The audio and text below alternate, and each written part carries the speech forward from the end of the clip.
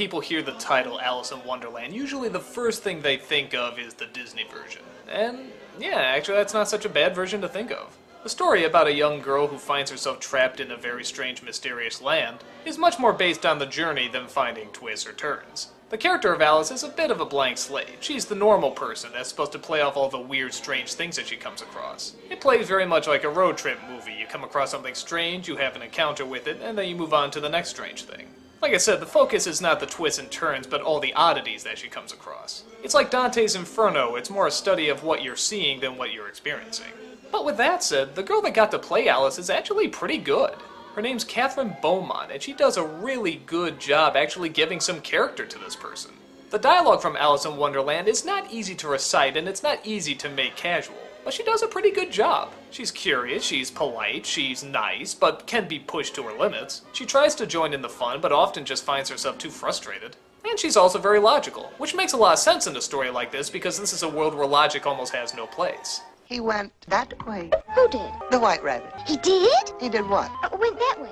Who did? The White Rabbit. What rabbit? But didn't you just say? Oh dear. Can you stand on your head? My favorite characters are your favorite characters. I love the Mad Hatter, I love the March Hare, I love the Cheshire Cat. They're all absolutely crazy, but at the same time I think the fun with them is that you never know if they're threatening or not. Their mood swings are just so fast and you never know if something really dangerous is going to happen or if they're just playing along. Half the time I don't even think they know. You may have noticed that I'm not all there myself.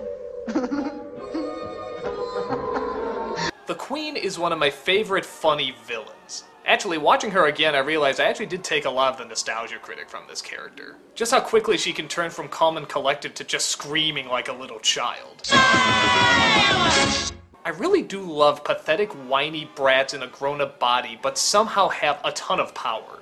And I love watching Alice trying to figure out what's the right thing to say and right thing to do because she knows at any second her head could be gone. And actually, that's a pretty dark aspect to the story, isn't it? How many characters do actually get their heads chopped off in this movie? Just because they don't show it doesn't mean it isn't happening. It's pretty grim. Wonderland itself is very different from other interpretations. It doesn't have a bright, colorful background, it's very black. Most of the backgrounds are black. But that's always great because when color does come in, it's always bright, it's always clashing, and it always pops. Some people have problems that they cut out too much from the original books, and, well, it's a Disney film, and an animated one at that. You sort of have to get whatever you're given. I will say, with all the forced Disney sequels out there, how come this never got one? There is literally a sequel book to Alice in Wonderland. Why didn't they just change things around a bit and start putting in some of the other characters? Like the Knight, the Turtle, the Griffin. There's a ton of areas you could go with this. But oh well. What I do like about Alice in Wonderland is that it does make the transition into movie form.